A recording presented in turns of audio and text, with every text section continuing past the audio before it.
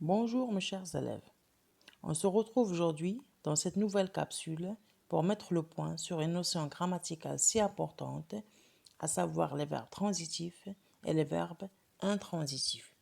Et notre objectif est arriver à la fin à faire la distinction entre les deux. Commençons par définir les verbes transitifs. Un verbe est dit transitif lorsqu'il admet un complément d'objet direct ou complément d'objet indirect. Exemple, ne finissant cette tâche. Ne finissant quoi cette tâche, c'est un complément d'objet direct. Finir est suivi d'un complément d'objet direct, c'est un verbe transitif direct. Deuxième exemple, ne parlons à notre père. Ne parlons à qui? À notre père. C'est un complément d'objet indirect. Parler suivi d'un CEI est un verbe transitif indirect. Donc à noter, si le verbe est suivi d'un COD, il s'agit d'un verbe transitif direct. Quand le verbe est suivi d'un CEI, il s'agit d'un verbe transitif indirect. Passons maintenant aux verbes intransitifs. Les verbes intransitifs sont des verbes qui n'admettent pas de complément d'objet, ni COD, ni COI. Exemple, le chien aboie. Aboyer ici n'admet pas de complément d'objet, c'est un verbe intransitif. Mais ces verbes intransitifs qui n'admettent pas de complément d'objet peuvent avoir des compléments circonstanciels de temps, de lieu, de manière, de but, de cause et autres. Exemple, il partira à l'aube.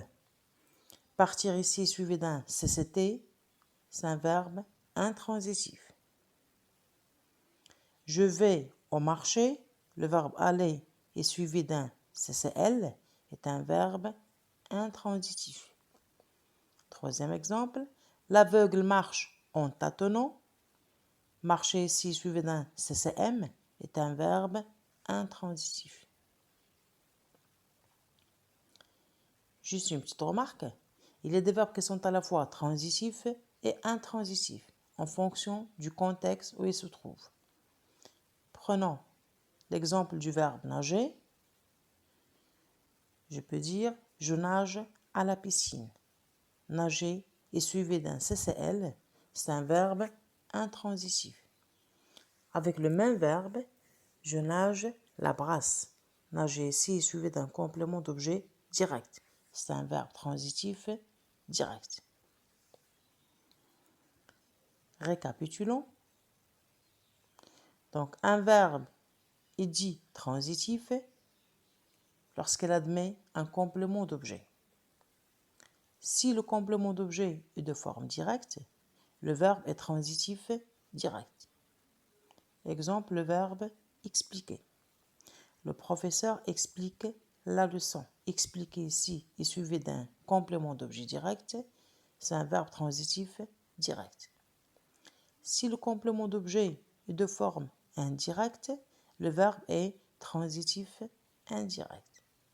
Exemple, le verbe obéir. L'enfant obéit à ses parents. Obéir ici est suivi d'un CEI, c'est un verbe transitif indirect.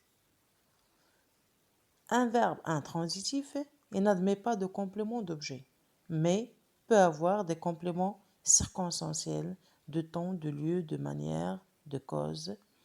Exemple, le verbe descendre. Elle est descendue très vite. Descendre est suivi d'un CCM. C'est un verbe intransitif. Comme application, je vous propose deux exercices d'entraînement. Dans le premier exercice, indique dans chaque phrase si le verbe conjugué est transitif direct ou transitif indirect. Je lis, nous ne manquons pas à nos promesses, le travail ennoblit la vie, la nouveauté plaît à chacun, il y a des problèmes très difficiles, je vérifie mes affaires, honorons nos parents, mon frère me ressemble. Dans chaque phrase, vous devez voir si le verbe marqué en rouge est suivi d'un COD ou d'un COI. L'exercice 2, dans les phrases suivantes, encadre les verbes intransitifs et souligne les verbes transitifs. Le chien des voisins a aboyé toute la nuit. Les enfants obéissent à leurs parents. Nous prenons le bus. Les oiseaux immigrent au début de l'automne. Le prisonnier s'est évadé hier soir. Le chat miaule dans la cuisine. Les enfants préparent un concert musical. Il paraît toujours jeune. Tu écriras à ton frère. Dans cet exercice-là, vous devez savoir si le verbe conjugué est suivi d'un complément d'objet ou d'un complément circonstanciel. Bon courage et à très bientôt.